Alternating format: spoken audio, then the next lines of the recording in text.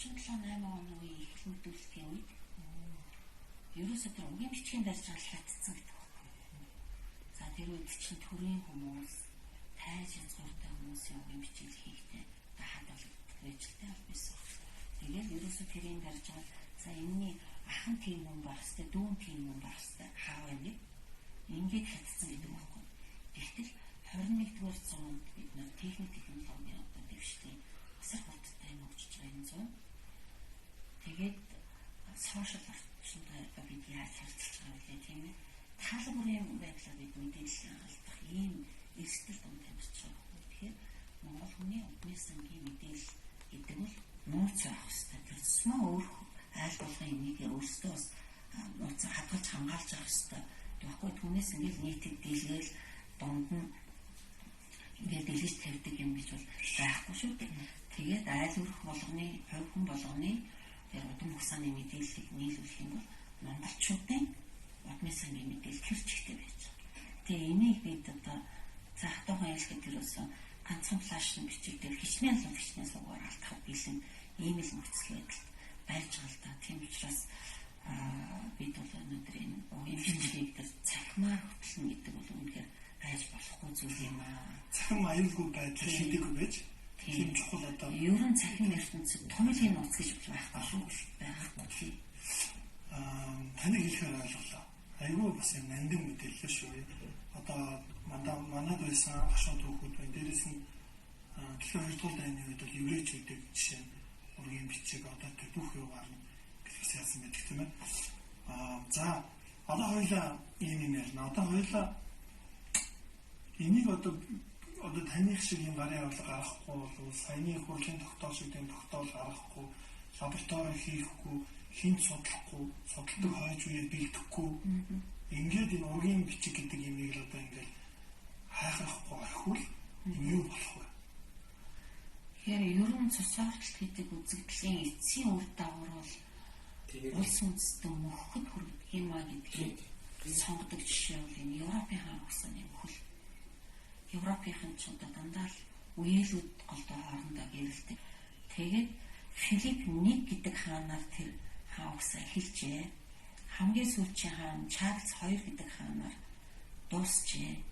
Филипп 1 гэдэг хаанаас хамгийн сүүлчийн Чарльз 2 гэдэг хааныг хүрэхэд цусаарчлтын тэр F гэдэг коэффициент 10 дахин өссөн гэдэг.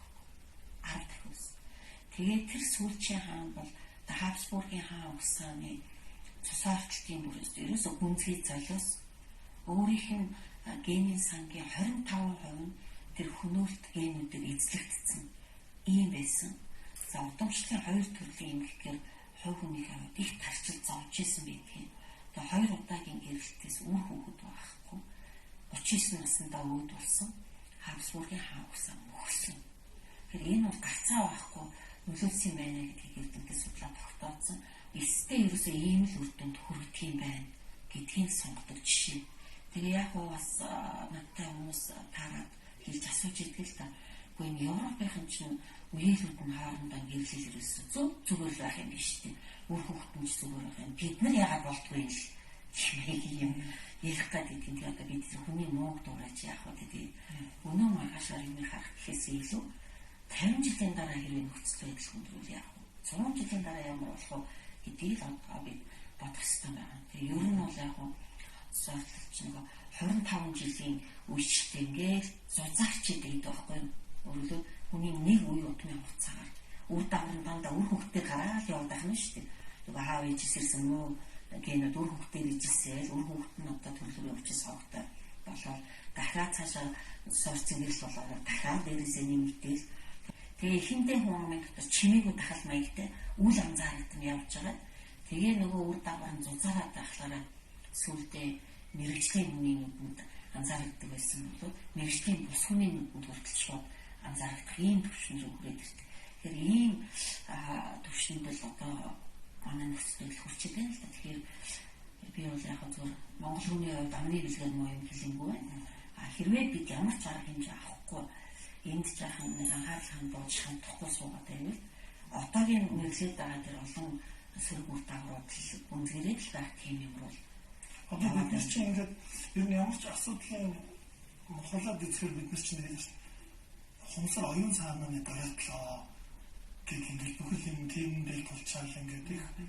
Тэгэхээр ер нь бол бид нар эн чинь бас одоо боловсролын гэхээс илүү, соёлын гэхээс илүү бас юм биологийн амгаахын тал хүчин зүйлсүүд бас байгаа даа шүү дээ. Тийм, дотоод шалтгаантай тийм ээ, дотоод шалтгаантай.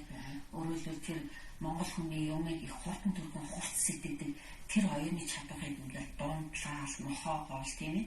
Ингээл юм байдаг шүү дээ. Одоо жишээлбэл юу гэдгийг эсэлтийн ерөнхий шалгалтын дундаж оноо жил ирэх тусам ингээд буураад л байна гэж. За дунд сургуулийн багш нараас хэлж ид түрүү жилийн хүүхдийн чаддаг байсан юмыг дараагийн жилийн хүүхэд анги дэвшээд ороод ирэхээр чаддаггүй болж байна гэх. Ийм бүхэн ч одоо бидэнд юм хэлээд байна шүү дээ.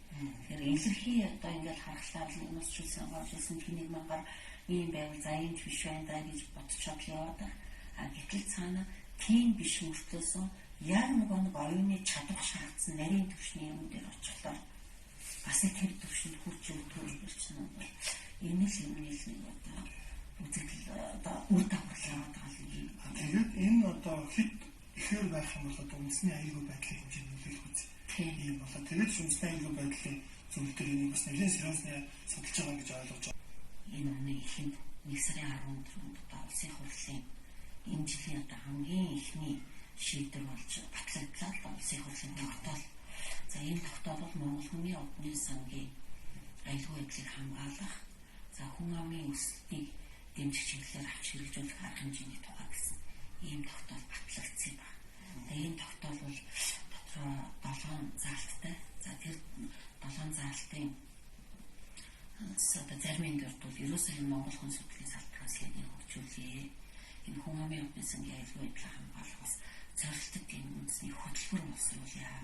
За 2024 оноос өмнө багтаж хүн амаа шалтгаан үндэстэй угийн бичигчүүлээ. За түрүүний хэлдэг тэр генетикийн нарийн төвшин, молекул генетикийн төвшинд онцлогоо хийдэг юм лабораторитой болъё гэдэг их олон чухал заалтууд тэнд багтсан л да. Тэгээд засгийн газар ерхий сайдд өөр болгоцсон тодорхой хугацаатай ийм заалтууд бүхий тогтоол батлагдсан юм байна. Миний дахин ингээд бодоод нөгөө харамсал төрөөд одоо байгаа юм болохоор бид нөгөө мэдэхгүй амьдарч байна гэдэг бол үнэхээр юм одоо гамшигын хэмжээнд их юм ирсэн байгаа. Яг харамсал байна л да. 1925 оны тэр шийдвэр, 97 оны бас тэр шийдвэр гэдэг ч юм уу ингээд. Тэгэхээр яг одоо нөгөө харамсаад яалтаа гэлээ гэдэг шиг нөгөө түүхэн мэдэхгүй хүн чинь нөгөө ойд төрсэн сармагчлал байдал гэдэг шиг яг нөгөө ургаагүй мэдэхгүй юм бол яг жинхнээсээ сармагчлал байдал болох гэдэг чинь буцаад хөгжснээ гэж буцаад тийм. Тэгэхээр хичнээн эсвэн үеийнх одооноос эсвэн үеийн өмнөхөө мэдэхгүй ч гэсэн бид нэр одоо аавыгаа мэдж гин өвөөгөө мэдж гин за зарим нь өвөөх аавыг ч юм ингээд мэдж гин энэ 4 үеэсээ 3 үеэсээ ахуулаад одооноос зүг хөтлөөд явбал дахиад 5 үеийн дараа ч юм ингээд яг нэг гэсэн үе чинь одоо энэ гарын алгахаа хэрэглээд ингээд одооноос эхэлж болох ер нь эхлэх ёстой ажил шүү дээ. Тийм. Та яг хамгийн чухал одоо хэсгийн нэг оног хэлжтэй сая. Өөрөлдвөл бид ингээ угийн бичиг хөтлүүлээ ихлээр бодод 9 үе мэдэхгүй юм чи яах юм бэ наа чинь хэцүү штэй бүтэхгүй мэн гэдэг байхгүй. Тэгэхээр яг саяын таны хэлгээд байгаа. Дээшгээ мэдчих чинь ингээ биччих гэж байгаа. Одоо амьд сэрүүн байгаа хамтугаас сайн асуу. Нутгийнхнаас асуу. За зарим шаардлагатай гарцаагүй шаардлагатай мэдээллийг түүхийн архиваас бас авлага авч болно тийм ээ. Тэгээл дээшийг одоо аль хүртэл мэдчихэв. Тэр хүртэл биччих. Мэдхгүй байгаагаа бол худлаа бичиж болохгүй, тааж бичиж болохгүй тий. Тэгээд доошоо үр хөвгтдээ таслахгүй өвлөж явъя. Ингэчээж яг энэ номоор сайхан одоо зөв хөтлөж ийж хідэн үе удмын дараагаар Монгол хүний 9 үеийн бүтэн мэддэг болох юм аа. Их төвхтэй юм байна ч одоо хизээ чинь хэдэн 50 жилийн дараа ч юм уу 100 жилийн дараа ч юм уу бүтэхгүй юм байна, хэцүү юм байна гэд ингээ хойрогшоод суугаад байвал одооны одоо бидний хэлээд байгаа тэр үр дагавар бол улам л гүнзгий хэрэгтэй. Энэ зуршлтын үр дагавар улам л одоо бидэнд олон янзын хүндрэл бэрхшээл дагуулах ийм л нөхцөл байдал ирчээд байна л гэдгийг одоо бид хэлээд байгаа.